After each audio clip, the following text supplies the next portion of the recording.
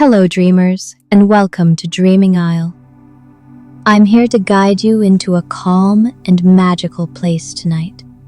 Before we begin, take a moment to like this video and subscribe if you haven't already. It helps bring more dreamers to our little corner of the stars. And if you'd like, share in the comments. What's the world outside your window like right now? Quiet night? Rainy? City lights? Now, find your cozy spot. Let go of the day and let the story begin. The Starkeeper of Elunai, Part 1. When the Star Fell. In the quiet lands of Elunai, night never truly ended. The sky always hovered somewhere between dusk and midnight, painted in soft indigo and sprinkled with stars so close they looked as if they might be plucked from the air like silver fruit. The people here had long since grown used to twilight. Their homes were built from pale wood and soft stone, shaped to catch starlight in gentle curves. Lanterns were rarely lit. They weren't needed. The sky itself glowed, and Caela, a girl of no particular importance and all the softness of a forgotten dream, often watched the stars from the old hill behind her cottage. She had made a habit of it. Each evening, just as the warmth left the moss-covered stones and the cicada song faded into hush, she would climb the gentle slope, pull her knees to her chest, and look up. Not to wish. She wasn't the wishing type, but simply to listen. She believed, though she'd never said so aloud, that the stars spoke, not in words, but in the hush between them, the kind of quiet that said things hearts understand better than ears.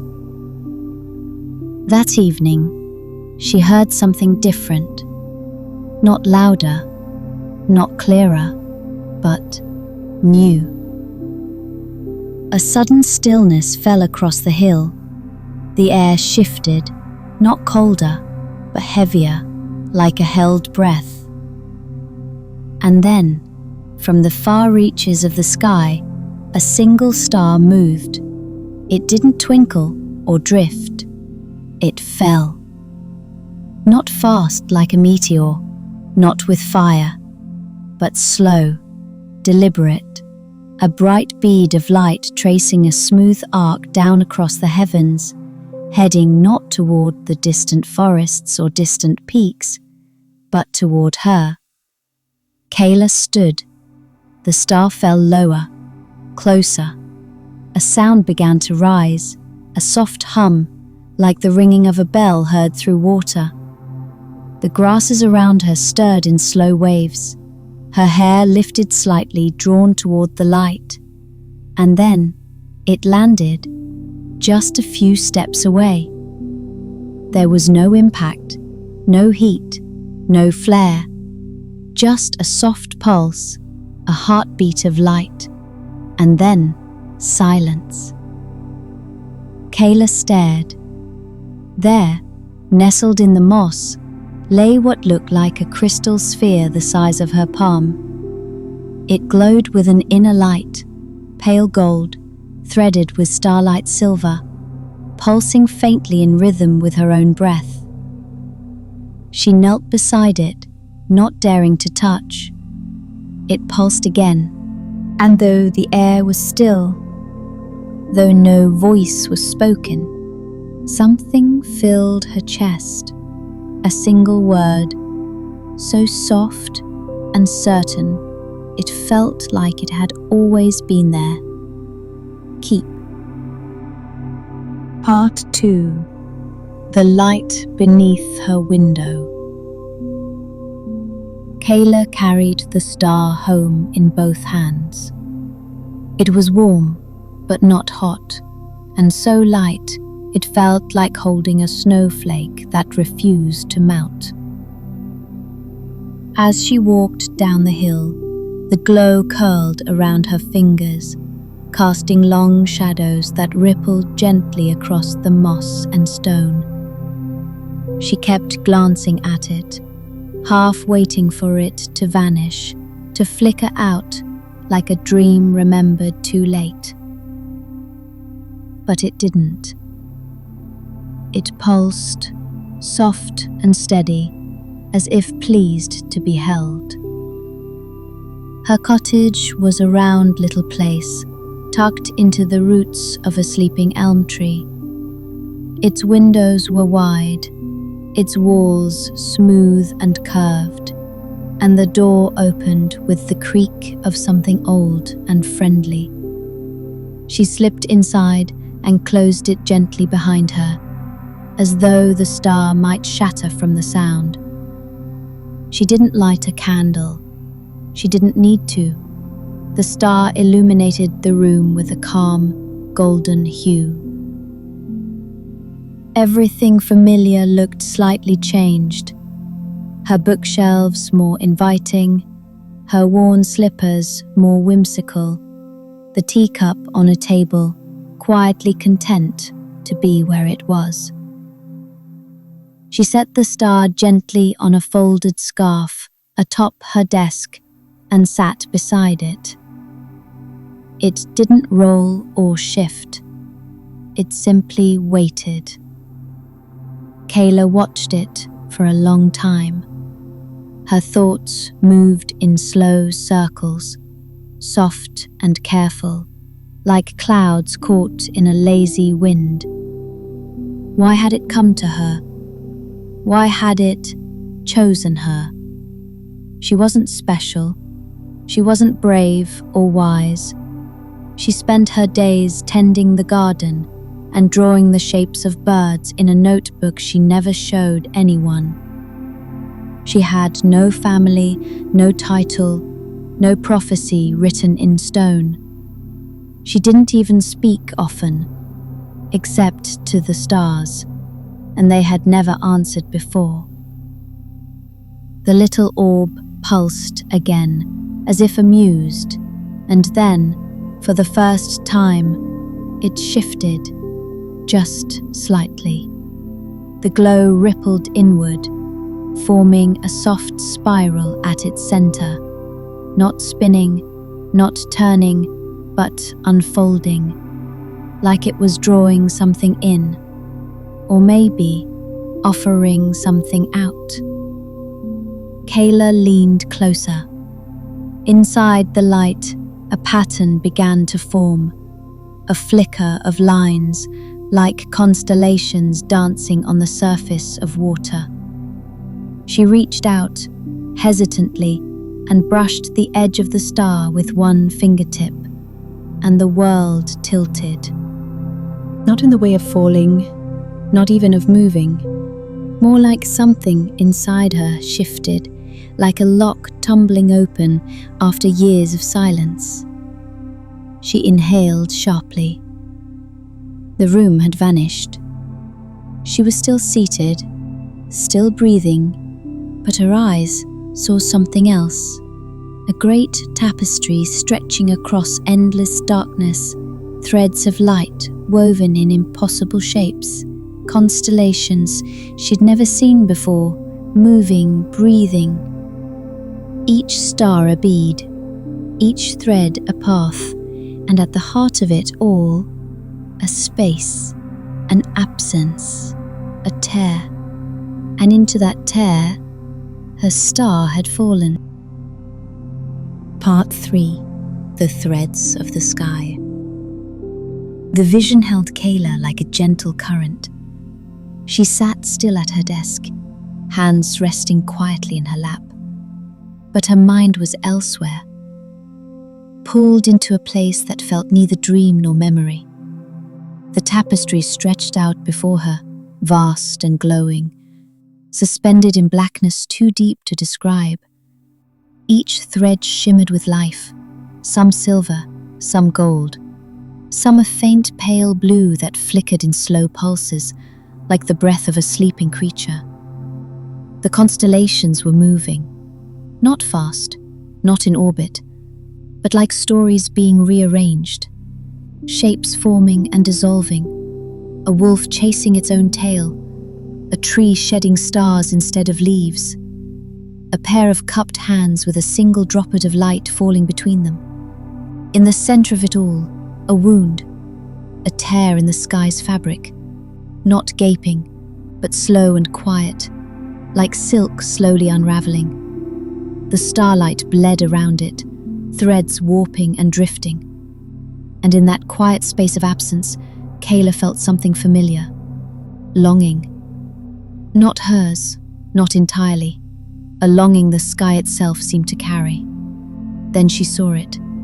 Her star, the one she had found, was gently orbiting the edge of the tear, as if caught between belonging and being lost. It fell because something is missing, she whispered, though no one was there to hear. And the vision answered, not in words, but in feeling. A warmth spread through her chest, not painful, not overwhelming, but deep and rich. She understood now, or perhaps had always known. The star had come to her, not by chance, but by calling. The loom of the sky, this living web of light, was fraying. Something had disturbed its balance, some thread had been cut, or tangled, or misplaced, and the stars had begun to drift. One had fallen, to her. And for reasons she didn't yet understand, the loom trusted her to carry it back. The vision began to fade, gently, slowly, like fog lifting at sunrise. The tapestry dissolved into soft shadow, and Caela opened her eyes. The star still lay on the scarf, but its glow had changed. Before, it had pulsed gently, a heartbeat. Now, it shimmered like a compass, its light bending slightly, tugging her gaze toward the north wall of her cottage. She stood. Behind that wall, far past the trees and the valley and the forgotten ruins, was the stair of Varn, a winding path carved into the cliffs of the clouded reach.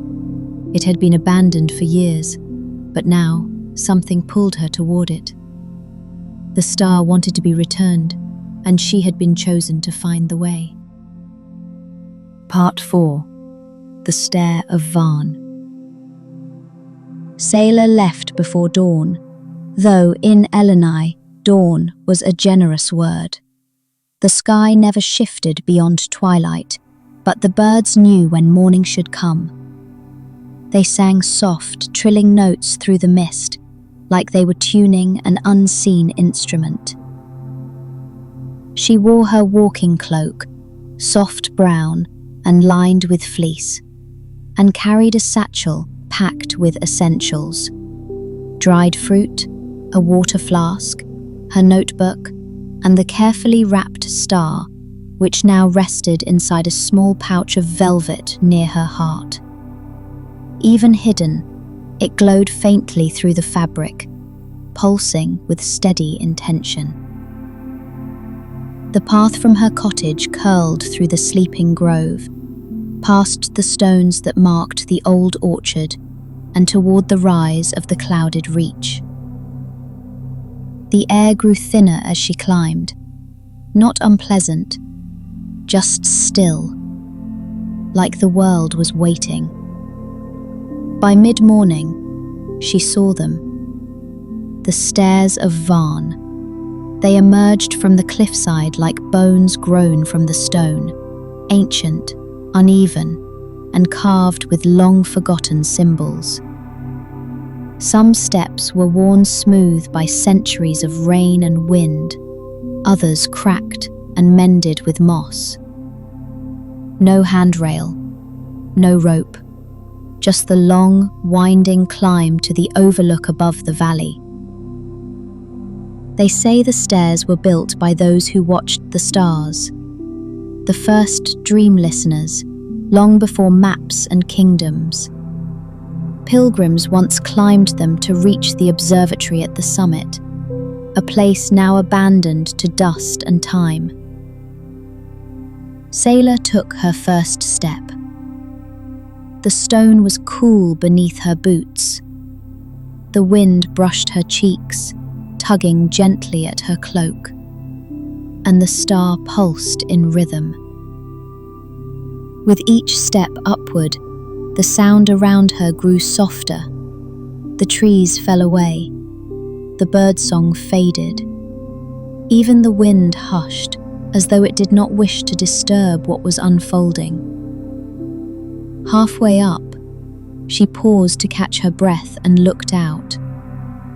The valley below stretched in soft twilight, trees bathed in blue mist, rivers glowing faintly like veins of light. In the far distance, tiny lanterns flickered in windows of homes she could no longer see clearly, including her own. She pressed her hand to her chest, where the star rested. "Am I really the one?" she thought. The star didn't answer, but it didn't need to. It kept glowing, and that was enough. She climbed higher. The final steps curved around the cliff's edge, revealing the summit, a wide, flat outcropping of pale stone ringed with pillars carved in the shape of rising constellations. And at the center, just as the old story said, stood the observatory of quiet skies, crumbled and moss-covered but still watching the heavens. She stepped forward, and something stirred in the stone beneath her. Part 5. The Observatory of Quiet Skies. The summit was colder than Caela expected, not sharp or cruel, but still enough to pull her cloak tighter around her shoulders. The sky above the observatory stretched vast and unmoving, a deep violet sea hung with countless stars that neither flickered nor shifted. They simply were, silent and eternal. The Observatory of Quiet Skies had once been a place of watching, of stargazers and skybinders, of those who could read the movement of the loom. Now, it stood in gentle ruin. Its domed roof had partially collapsed, and vines curled like sleeping snakes around the bases of the tall archways. The stone floor was cracked, yet somehow still patterned. Circles within circles, etched with fading star lines. Caela stepped carefully between the stones, boots brushing dry moss. She didn't speak. Even her breathing felt too loud here. In the center of the observatory stood an ancient pedestal, waist-high, carved with runes dulled by time. It was shaped like a bowl, shallow and wide, and lined with silver leaf that caught the starlight in soft, dappled reflections. She knew without knowing that the pedestal had once been used to receive messages, sky fragments, whispers from the loom, fallen pieces of the celestial weave. She reached into her cloak and gently lifted the velvet pouch. The star glowed warmer now there, as if sensing it had reached a familiar place. When she unwrapped it and placed it gently into the bowl, it pulsed with a brilliance she had not yet seen. A full halo of light that bathed the stones around her in gold and pale blue. Then the observatory responded, not with noise or tremor, with light. Thin beams shot up from the edges of the broken dome, connecting in an invisible arc overhead. The stars above seemed to lean closer, their light intensifying. until the observatory itself felt wrapped in a celestial cocoon.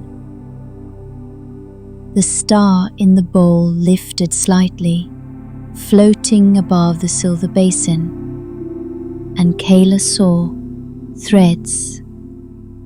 They weren't real, not exactly, but her eyes perceived them, lines of light arcing from the star in every direction, like spokes of a wheel. Each thread pointed towards something unseen, distant. Some shimmered strong and bright, others flickered or curled like damaged silk. But one thread, just one, glowed brighter than the rest, a golden line, pulsing faintly, pointing due east, to a place Caela had never been. "The path," she whispered. The star slowly lowered back into the bowl. Its glow dimmed, but warmly, not as though it had finished something, but as if it had quietly said, "You may go now." Caela wrapped it again gently. She didn't know what waited at the end of the golden thread, but she knew now that the loom had spoken, and she was listening. Part 6. The Star Trail Path. Caela left the observatory as the light above dimmed. The beams of energy that had arced through the broken dome faded like mist, and the silence returned. But not empty this time. It felt purposeful, as though the stars, having delivered their message, were now watching. The golden thread she had seen in the sky wasn't visible to her eyes anymore. Not directly, but she felt it. A pull, like the way a bird knows which way is south. It wasn't magnetic, and it wasn't loud, just a quiet knowing in her chest that leaned eastward. She followed. The descent down the far side of the clouded reach was slower, steeper. The trail was overgrown, edged with whispering grasses and thornless bramble. The deeper she walked, the more the trees closed in. Not ominous, just ancient, draped in hanging moss and bathed in silver mist. By the time she reached the valley floor, the path had changed entirely. It shimmered, not brightly, just a faint glow, like moonlight soaked into the soil. A winding, luminous trail, barely wider than her footsteps. It snaked between roots and stones, never straight, always curving gently, like it had been painted by hand. This was no ordinary road.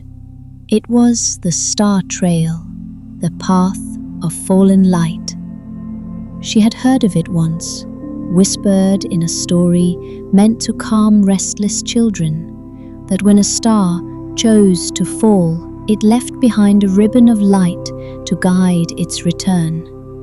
Most never saw it, most never needed to, but Caela was not most. As she walked, the forest grew quiet, not hushed with fear, but reverence. The branches overhead grew fewer, the sky, always a constant in Elunai, seemed to open wider. And the further she followed the star trail, the more the air seemed to shimmer, like breath fogged on a mirror. Then ahead, she saw it, a clearing. At its center stood a great arch, ancient stone wrapped in flowering vines, taller than any tree. Its surface was etched with symbols that mirrored those she had seen on the observatory pedestal. Stars, threads, circles within circles. Beneath the arch was not sky, not forest, but somewhere else. It shimmered, not with color, but with depth, like looking into a pool of water that showed not reflection, but memory. Swirls of starlight drifted across its surface, and in the center of the arch glowed the same golden hue as the thread she had followed. Caela stepped closer. The star in her pouch grew warmer. This wasn't the end of the trail, it was the beginning of something deeper. Part 7. The Gate of Falling Hours. The arch shimmered like a dream on the edge of waking. Caela stood before it, barely breathing. The space within its stone frame pulsed with slow, liquid light, not like fire or sunlight, but like moonlight stirred with memory. Swirls of faint gold and violet drifted lazily across the threshold, forming shapes that seemed to almost make sense before fading into new ones. For a moment she wondered what would happen if she touched it. Would it pull her through? Would it reject her? Would she vanish entirely? She pressed her hand gently against the velvet pouch at her chest. The star was warm, not urgent, not demanding, just ready. The message was clear, not in words, but in weightless certainty. This is the way. She stepped forward. As soon as a foot crossed the threshold, the world folded. Not broken, not torn, just turned inside out. The arch vanished. The forest, the path, the quiet clearing all fell away like mist at morning. And Caela found herself standing in a new place entirely. A sky made of moving ink stretched above her, stars drifting in long, graceful patterns, like they were painting stories across the air. The ground beneath her feet was smooth, reflective stone etched with faint constellations that shifted beneath her steps. The air hummed with a sound too soft to name, like the ticking of a slow celestial clock. This was not the realm of Elunai. This was somewhere between. The Gate of Falling Hours. She had heard the name once, long ago, in a tale whispered by a passing windcaller. A place between waking and dreaming, between time and stillness. A place only accessible by invitation or falling star. Caela walked carefully. Her footfalls made no sound. The world here didn't echo. Ahead, floating in the air like suspended lanterns, drifted orbs of light, not unlike the one she carried. Some were tiny, the size of pearls, others large enough to fit in her palms. Each glowed with a unique color, and within each tiny scenes played. She paused before one and leaned in. Inside, she saw a moment. A child standing on a snowy rooftop, holding a paper lantern to the sky. Another orb showed a woman, kneeling in a garden, hands pressed to the soil, lips moving with a silent wish. Another showed a boy, placing a folded letter into the ocean, watching it float away. Wishes, she realized, memories, fragments of light. The gate was not a place, it was a library of longing, a resting place for star-born stories. Caela stepped among the lights, careful not to disturb them. As she passed, some tilted gently towards her, glowing faintly in recognition. She wasn't sure why. She wasn't sure how, but she felt seen. Then, at the far end of the hall, she saw something waiting. A shape more solid than the rest, a figure cloaked in starlight, still as stone, waiting just beyond the last drift of memory. Part 8. The Cloaked One. The figure stood at the edge of the path, motionless, cloaked in a flowing garment that shimmered with slow constellations. It seemed more sky than person, its form outlined not by flesh or fabric, but by the quiet movement of stars. Its face was hidden beneath a deep hood, but there was no menace in its presence, only stillness, only knowing. Caela approached carefully. The orbs of memory floated away from her path, clearing a soft trail of shimmering silence between her and the cloaked one. The figure did not speak, but when she came within a few paces, it raised its hand, long and graceful, formed of light and ink and gently swirling dust. In its palm rested a single object, a thread. It shimmered gold and silver, curling like a living ribbon between the figure's fingers. Caela recognized it instantly, the same kind of celestial thread she had seen in the observatory of quiet skies when the star had shown her the loom. Without a word, the figure held it out to her. She hesitated, then reached forward and took it. The moment her fingers touched the thread, warmth spilled through her, not fire, but memory, not hers, someone else's. 1,000 flickers, brief and small, moving through her like echoes. A whisper under a willow, a secret passed from hand to hand, a candle lit at the foot of a grave, a child laughing alone in a darkened room, a goodbye never said aloud. Caela gasped, but the thread didn't burn. It calmed, it settled. The cloaked one lowered its hand. Then, finally, it spoke.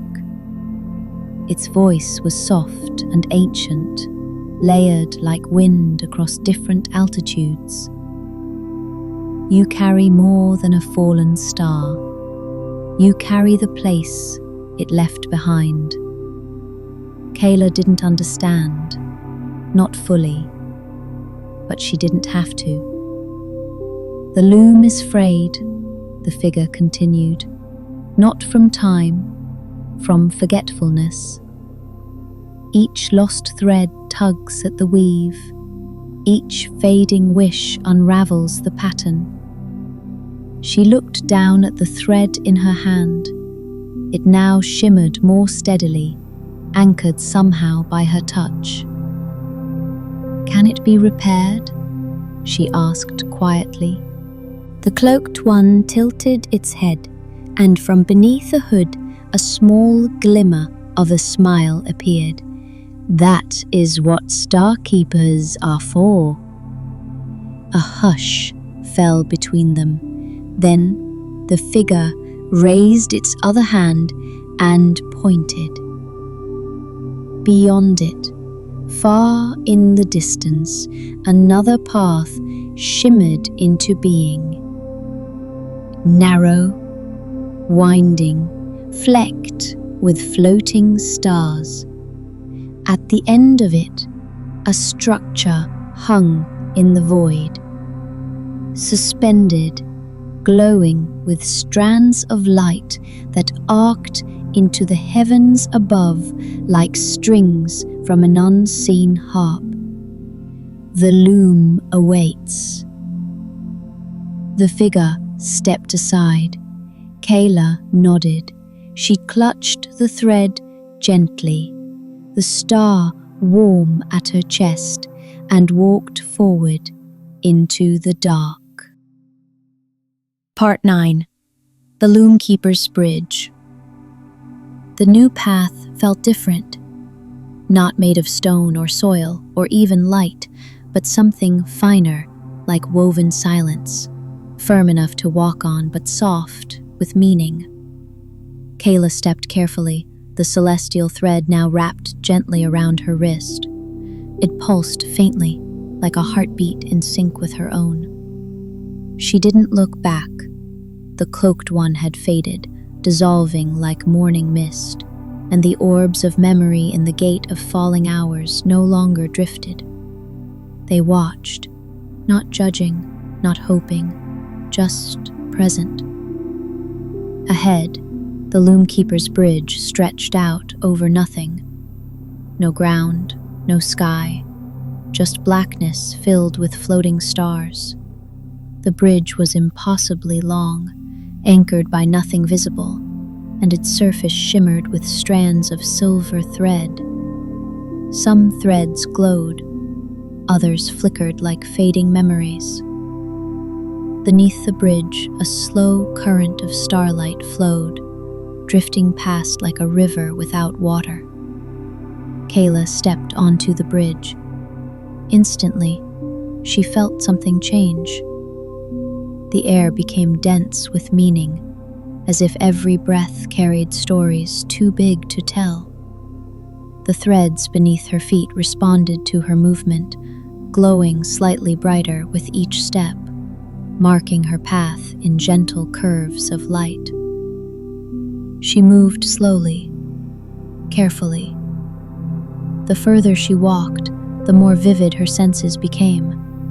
She could hear the hum of the loom itself, not music, but something older, deeper.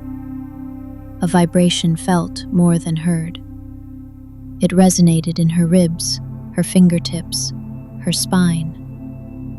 She passed arching spires that floated above the bridge, pillars woven from starlight and memory. Inside each, scenes unfolded in slow motion. A man sitting alone in a glade, whispering an apology to the wind. A mother weaving a blanket from dream threads while her child slept beside her. A ship adrift in a void, its captain staring up at constellations that no longer had names. Each memory hovered just beyond reach, not for her to claim, but to witness. She didn't pause long. The loom was close now. She felt it like gravity, fine upward, forming a wide loop that led to a platform. There, suspended in the void, hung the loom itself, a massive circular frame made of ancient silver, strung with threads that stretched far beyond sight, some taut, some frayed, some vanishing entirely into the dark. At the loom's center hovered a single glowing spindle, slowly turning, and beside it stood a figure, taller than the cloaked one, barefoot, cloaked in robes that shimmered with a shifting constellation, the Loomkeeper. Their face was lined with time, but their eyes were clear, not with youth, but with remembrance. They looked at Caela and smiled softly. "You've come far," they said. Caela stepped onto the platform, heart quiet, hands open. "The star, it showed me where to go." The Loomkeeper nodded. "Because you listened." They stepped aside, revealing a gap in the threads, a space where something should have been. A missing thread, a path unremembered. Caela slowly unwrapped the one around her wrist. Its light shimmered brighter now, steady and true. The loom keeper reached out and took it gently. "This is not just a thread," they said. "It is a kept promise, a wish that was never lost." They touched it to the spindle, and the loom sang. Part 10. The Weaving of Light. The loom's song was not a sound, it was a presence, a deep and ancient resonance that wrapped around Caela like wind and memory and dream, all braided together. It pulsed outward from the moment the loom keeper touched the thread to the spindle, sending gentle ripples across a void, through the bridge and into the vast silence beyond. The frame of the loom shimmered, threads trembling like strings plucked by unseen hands. Some of them glowed brighter, others shifted color, pale silver turning to lavender, deep blues warming into gold. The missing thread in the great weave welcomed the one Caela had carried. It slid gently into place, not with force or magic, but with grace, as though it had always belonged and had simply waited to be remembered. The loom keeper moved slowly, expertly. Their fingers danced across the silver strands, weaving the new thread into the pattern. Caela watched, mesmerized. The thread didn't just sit between the others, it connected them, wove forgotten moments back into the story of the sky. Caela suddenly understood. Each star was not just a light, it was a link, a point on the pattern. A story, yes, but also a connection, a tether between one soul and another, between hope and remembrance. "What happens now?" she asked softly. The loom keeper didn't look up. Their voice was calm and steady. "You've restored a piece of the pattern. That is enough." "But the loom is wide and there are many threads adrift." Caela's hand instinctively moved to the star in her pouch. "More stars will fall?" "Some already have." They finally looked at her, and for the first time, she saw a glint of weariness in those ancient eyes. Not sadness, not fear, just the weight of having remembered too much. "The loom holds every dream," they said, "but dreams fray when forgotten. The world remembers through people like you." Caela blinked. "But I didn't do anything special." The loom keeper smiled. "You listened, you cared, you carried the light when it asked to be carried. That is all the loom ever needs." The spindle slowed, the glow steadied, and above them, the stars shifted, just a little, but enough. A new line drew itself across the sky, a thread of soft gold, marking a new constellation she had never seen before. It formed the shape of two hands, held open, not grasping, not releasing, just offering. Caela stared up, breath caught. The loom keeper stepped beside her. "That is yours now."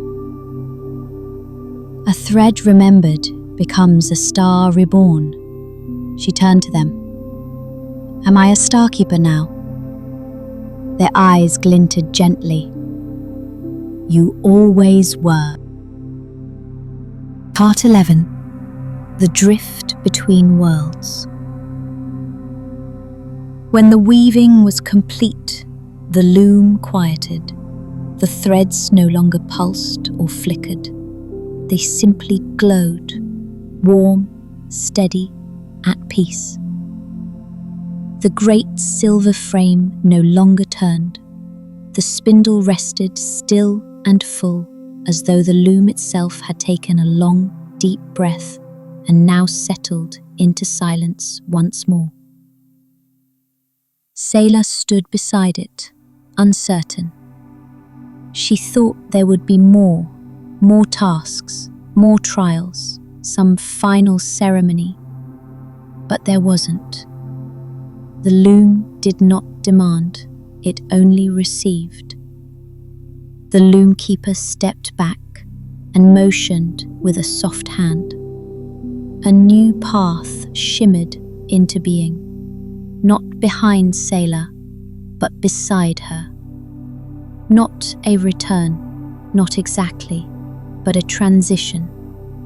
It looked like a ribbon of stars, stretched sideways across the dark, curving gently into mist. "It's time to go?" she asked. The loom keeper nodded. "You've returned what was lost. Now the loom offers a gift in return. Not a reward, not payment. A path forward." Caela looked down at her hands. They felt the same. But something deep within her had shifted, not into someone new, but into someone fully herself. A puzzle piece that had quietly clicked into place. She took the first step onto the ribbon. It was soft underfoot, like walking on woven light. The stars drifted slowly beside her. Some pulsed faintly, like sleeping fireflies. Others danced in spirals, weaving around her ankles as she passed. The path carried her not up, not down, but across something. Adrift, through the space between. Time here was soft. Her thoughts became slower, warmer. She remembered things she hadn't thought of in years. The shape of her grandmother's hands, the smell of rain on old pages, the sound of a bird call she'd tried to imitate as a child. These weren't memories pulled from the past, they were threads, and here, in this drift, they found her again. A presence stirred beside her, not physical, but near. She glanced sideways and saw a figure of light walking quietly in step with her. It wasn't the loom keeper. It wasn't the cloaked one. It was herself. Not a mirror, not a double, but an echo, a version of her that still lived inside. The version that never stopped listening to the stars. The one that had always believed something beautiful waited just beyond what could be seen. They walked together for a long while, saying nothing. And when the path began to glow more brightly ahead, Caela understood. She was returning, not to the exact place she'd left, but to her world, woven now with new threads of knowing. As she stepped off the ribbon of stars and onto soft moss once more, the echo faded, but the feeling remained. She looked up. The sky above Elunai had changed, only slightly, but there, just beside the old familiar constellations, glowed a new star. Warm, steady, hers. Part 12. The Garden of Remembering. The moss was soft beneath her feet. Birdsong greeted her gently, faint and melodic, like the forest had been holding its breath and was now releasing it in welcome. The air smelled of dew and distant lavender. Twilight still held the sky, as it always had in Elunai, but the color felt richer now, like it had been stirred with golden ink. Caela stood in a clearing she didn't recognize, yet somehow it knew her. The trees formed a loose circle, their trunks wide and worn smooth by age. Between them bloomed a lush carpet of grass and wildflowers. Bluebells, star daisies, sleeproot, and lantern moss, glowing faintly in clusters, as though the ground itself had dreams to keep. At the center of the clearing was a stone bench, carved with elegant curves and resting beside a still, shallow pool. The surface of the water was so perfectly smooth, it looked like glass, and in its reflection, the stars above shimmered with clarity beyond what her eyes could see. Caela approached slowly. As she sat on the bench, the star at her chest pulsed once and finally dimmed, not fading but settling. Its journey was complete. She took it out of the pouch, held it in her hands one last time. It was cooler now, weightless, no longer asking anything of her. She placed it gently into the pool. The water accepted it without a ripple, and in its place, the reflection of a new constellation formed, a shape that had not been there before, a curved ribbon like a path winding into the sky with a single dot at its end. The Starkeeper's Way. She felt no sadness at letting go. The garden, this place, this moment, they weren't an ending. They were a pause, a place for returning, for remembering. She looked around again. In the trees, carved into bark and shaped by vine, she saw signs, not letters, not language, but soft marks of passage. Others had come before her, walked this path, carried light, woven a thread back into the sky. She wasn't the first. She wouldn't be the last. The world forgets, she murmured, and the stars fall. But someone always remembers. That's what this garden was for. Not a monument, not a shrine, a place to return to sit, to breathe, to remember the thread you once carried and know that even if it fades from your hand, it still glows above. She lay back on the grass beside the pool, her fingers tracing the outline of the constellation reflected there. A wind stirred, gentle, soft, warm, and somewhere far above, one more star blinked into being, not as a call for help, not as a warning, but as a welcome, a light for the next one to follow. Part 13. The Feathered Messenger. Caela dozed for a while, not deeply, the kind of rest that lives between waking and sleep, where thoughts drift like leaves in a stream. She heard the wind through the trees, soft and rhythmic, a hush, then a stir, a hush again. The garden kept its silence gently, like a hand resting on the shoulder of someone who had just finished something important. When she finally sat up, the pool was still. The star she had placed there had vanished, or perhaps been claimed. The sky's reflection remained unchanged, except for the Starkeeper's way, still glowing, still hers.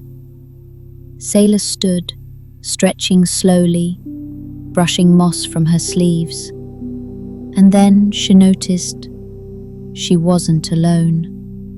Perched on a low branch nearby sat a bird, small, round, and feathered in soft tones of indigo and pearl. It watched her with bright, knowing eyes, its head tilted slightly to one side. A moment passed before it opened its beak and let out a sound, not a song, but a note, clear, high, brief, and unmistakably intentional. Caela blinked. "Hello," she said softly. The bird blinked back. Then it spread its wings and launched into the air, not high, not fast, but in a tight, graceful arc that circled above the garden, once, then again. As it flew, tiny feathers drifted from its wings, each glowing faintly as it fell, vanishing before they reached the ground. Caela turned slowly, watching the pattern of the flight. It wasn't random, it was drawing something, a path. When the bird returned to the same branch, it opened its beak again and let out another note. This time, lower, warmer. Then it tilted its head in the direction of the path it had traced. A direction, an invitation. Caela felt her heart stir. The loom had been restored. Her star had been returned. But the world was still filled with frayed threads, still soft with forgotten stories and dreams unremembered. She reached into her satchel. Her notebook was still there. She turned to a fresh page and drew the bird, its wings open, tiny starlight feathers drifting behind. "A new thread," she whispered. She looked at the path ahead, faint but visible, winding between the trees. The bird gave one final chirp, then took off again, gliding ahead like a lantern. Caela smiled. The stars were calling once more, and she, their keeper, was ready to listen again. Part 14. The Village That Sleeps Standing Up. The path led Caela through a stretch of forest where the trees grew tall and thin, like quills pressed upright in the earth. Their trunks gleamed faintly in the starlight, their branches high above and almost tangled together in a silent canopy. The bird flew just ahead of her, sometimes disappearing around a bend, but always returning, always waiting. Its flight was gentle, rhythmic, like a guide that didn't lead by command, but by quiet encouragement. After some time, the trees thinned. Caela emerged into a hollow, ringed with pale stone walls, ancient and worn smooth, half swallowed by ivy and age. Within the ring stood a small village, unlike any she had seen. There were houses, tall and narrow, shaped like half-open books, clustered close together, their windows dark but warm. But what truly caught her breath were the people. They stood in the streets, not walking, not talking, just standing. Men, women, children, each in a relaxed, peaceful posture, heads slightly bowed or tilted skyward, eyes closed. They didn't sway. They didn't breathe deeply like sleepers. They simply stood, as if caught in the moment before waking. Caela froze at the edge of the stone ring. The bird landed on her shoulder, lighter than a breath. "Is this sleep?" she whispered. The bird chirped softly, not an answer, but an affirmation. She stepped closer. As her boots touched the stone street, she noticed something else. From each person's chest, a thin thread of light stretched upward, silver or gold or pale rose, some thin and trembling, others wide and woven like rope. And all of them led to the sky. No, not the sky, to stars. Some threads stretched toward familiar constellations, others toward tiny lights she didn't recognize. But each person was connected, anchored, dreaming. That's what this place was, a village of dreams, one where the people did not sleep lying down, but standing up, as if holding place for something greater than themselves. And the dreams? They weren't private. They shimmered faintly around each figure, soft glimpses of memories and emotions, played like light across water. One old man stood surrounded by gentle waves, his childhood boat bobbing beside him. A woman near the fountain had a ring of laughter around her, children's voices echoing from nowhere and everywhere. Even the smallest child, no older than 3, stood beside the image of a single, glowing moth that pulsed like a tiny lantern in the dark. Caela's chest ached with quiet wonder.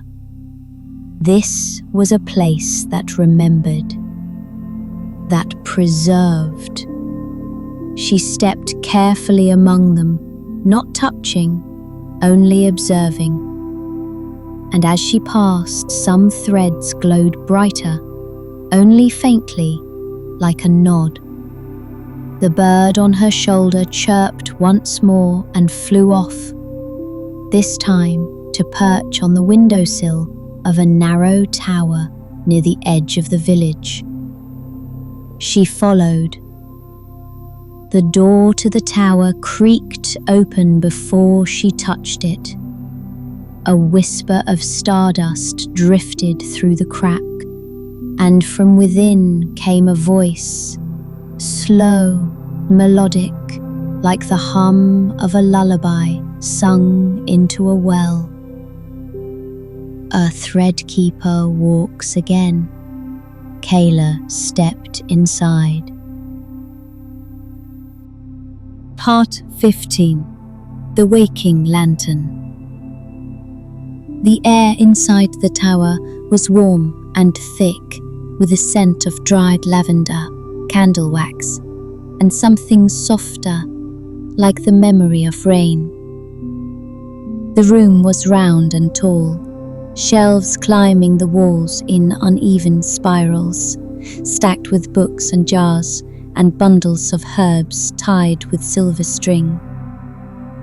At the center stood a wooden table shaped like a crescent moon, and behind it, seated in a chair carved from a single piece of starwood, was a woman. Her skin shimmered faintly with light, not from the sun but from within, as if moonlight lived beneath her surface. Her hair flowed in gentle curls down her shoulders, silver-shot and weightless. Her eyes were closed, yet Caela knew she was being seen. "You've returned a thread," the woman said, her voice calm and low. And so the loom remembers. The sky breathes softer now. Caela took a cautious step forward, unsure of how much this woman knew, or what she was. "Who are you?" she asked. The woman's eyes opened, and they were deep and still, like quiet wells of light. "I am the keeper of the waking lantern," she replied. "One of many who tend the sleepers when they wander too far from their threads." She gestured gently towards the window, where the villagers stood silently outside. This village was once part of the waking world, but its dreams were stronger than its days. So we guard them now, until the stars call them back. Caela's gaze drifted toward a shelf, where dozens of small lanterns sat, each one dimly glowing, each with a wisp of light inside, gently swirling. "Are those their dreams?" "Their questions," the keeper answered, "held in rest until they can become answers." She stood slowly and walked to the table, placing her hand atop a single lantern that glowed slightly brighter than the rest. Within it swirled a shape, shifting, changing, a child's laughter, a fading shoreline, a feather caught on the breeze. "This one belongs to you." Caela blinked. "But I don't remember it." "Not yet," the keeper said. "You buried it, carefully, long ago." She pushed the lantern forward with a single fingertip. Caela reached out and touched it, and the moment she did, a soft light spilled outward, surrounding her in warmth. Suddenly, she was 5 years old again, hiding beneath a table on a rainy day, clutching a blue ribbon in one hand and humming to herself. Her mother's voice called her from the kitchen, the smell of cinnamon, the sound of a kettle boiling. "Come out, Caela," her mother had said, laughing gently. "The stars are waiting." The memory swirled, expanded, then folded back into the lantern. Caela stepped back, eyes damp but smiling. "I'd forgotten." "The lantern didn't," the keeper replied. She gestured toward the door. "It is time. Carry this one with you. The others will find their way." Caela nodded and picked up the lantern, holding it carefully with both hands. As she turned to leave, the keeper spoke one final time. "A Starkeeper does not mend the sky. She reminds it why it matters." Caela stepped back into the twilight village, the lantern glowing in her hands, and the dreams around her shimmered just a little brighter. Part 16. The Wind That Knows Your Name. Caela left the tower quietly, cradling the lantern in her arms. Its glow was soft and even now, not urgent, not loud, but steady, like the slow beat of a familiar melody. The village remained still, its dreamers undisturbed. Yet as she walked, she sensed something different, a new kind of awareness, as though the people standing in sleep had turned, in some secret way, to face her. They didn't move, but their threads shimmered more brightly now, and one by one she felt them tug, not at her body, but at something inside her, not a burden, a connection. The sky overhead stirred, not with clouds or storm, but with wind. A breeze, cool and dry, swept through the hollow with purpose. It wasn't like the soft gusts she had known in the hills near her cottage. This wind knew things. It curled gently around her ankles, lifted the edges of her cloak, brushed her cheek as if in greeting. The bird from earlier returned, circling once overhead before vanishing into the trees. Its job was done. And the wind spoke, not in words, not even in sound, but Caela heard it, in her chest, in her breath, in the way her lantern pulsed in rhythm with the stars overhead. Come now. You've remembered one thread, there are more. This is how the sky begins again. She took a deep breath, letting it fill her, letting it root her. The lantern in her hands warmed. She stepped forward. The path out of the village wasn't marked, no signposts, no stone trail. But the wind knew where it was going. It tugged at her gently, a push at her back, a guide without force. And she trusted it. The trees grew thick again, but this time they weren't still. They whispered, not in warning, but in recognition. Their leaves turned toward her as she passed. Moss bloomed more richly under her feet. Flowers turned their soft heads to catch her shadow. Everything seemed to know her name. Not the name others used, but the one the stars had given her, and she remembered it. Not a word, not a sound, but a feeling, a place in the pattern, a shape in the sky. She walked until the path opened into a glade, where the sky came closer than anywhere else. It hung low and vast, a bowl of stars overhead, quiet, unbroken, waiting. She set the lantern down in the grass. It pulsed once. Then, slowly, a thread of golden light rose from it, spiraling upward into the night. It joined the sky like a bead returning to a necklace. And above, a new star blinked into being beside her own. The wind brushed past her once more. There will always be more to carry, but not all at once. You've carried enough for now. Caela sat down beneath the sky, and for the first time, she didn't look up to search. She simply looked up to rest. Part 17. The Celestial Quilt. The glade cradled her like a lullaby held in place. Caela lay back in the grass, fingers woven behind her head, and let the sky wrap around her. She didn't speak. She didn't move. The stars above were close, not in distance but in feeling, as if the veil between earth and sky had grown so thin it could be stitched with a breath. Above her, the newly kindled stars shimmered softly, her own, the one from the lantern, and a dozen others that had joined them in silence. They didn't blink or dance.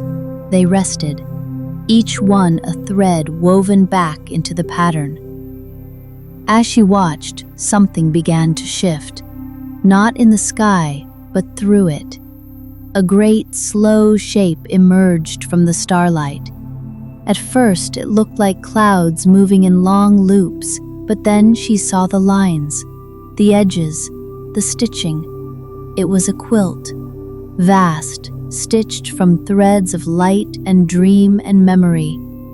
Constellations shaped like stories, a cradle cradling a flame, a bridge stretching between two moons, an open hand cupping the ocean.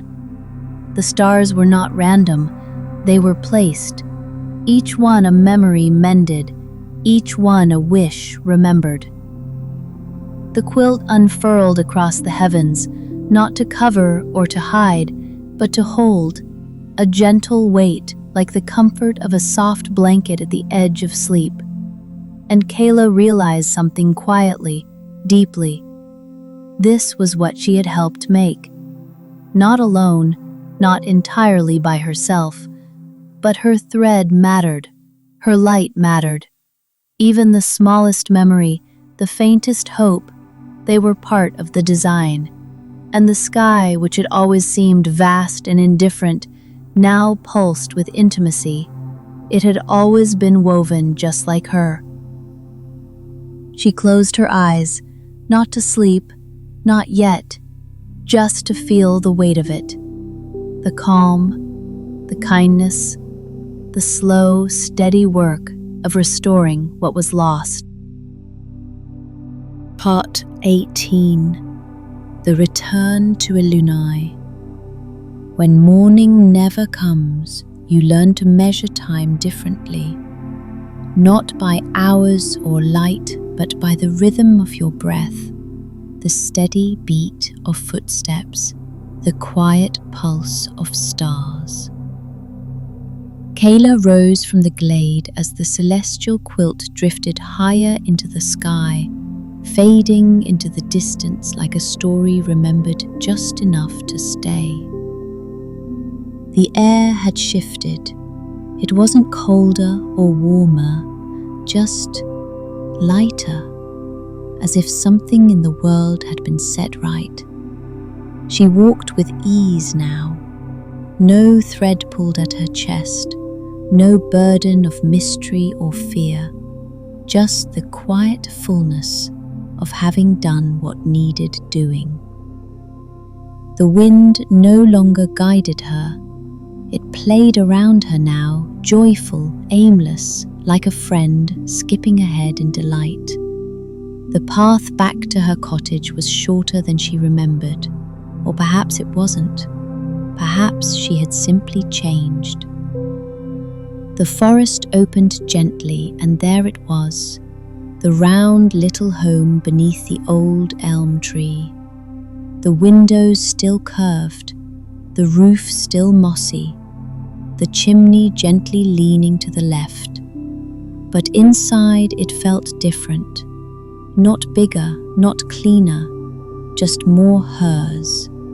The books on the shelves, the teacup by the window, the quiet hum in the floorboards, all of it remembered her now, just as she remembered it.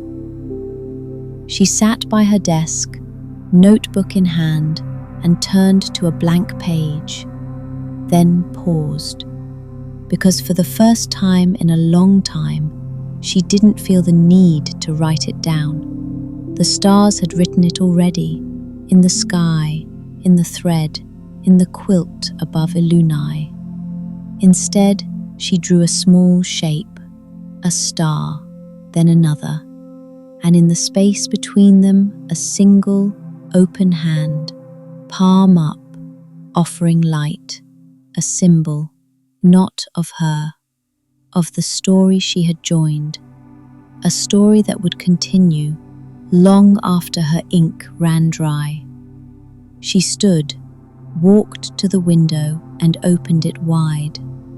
The sky greeted her with a hush of wind and a flicker of gold, and as she watched, a single feather drifted down from above, indigo and silver, soft as sleep, and landed gently in her open palm. She smiled. Somewhere out there, another star was falling, another thread was waiting, and when the time came, she would be ready. Because Caela of Elunai was no longer just a dreamer, she was a Starkeeper.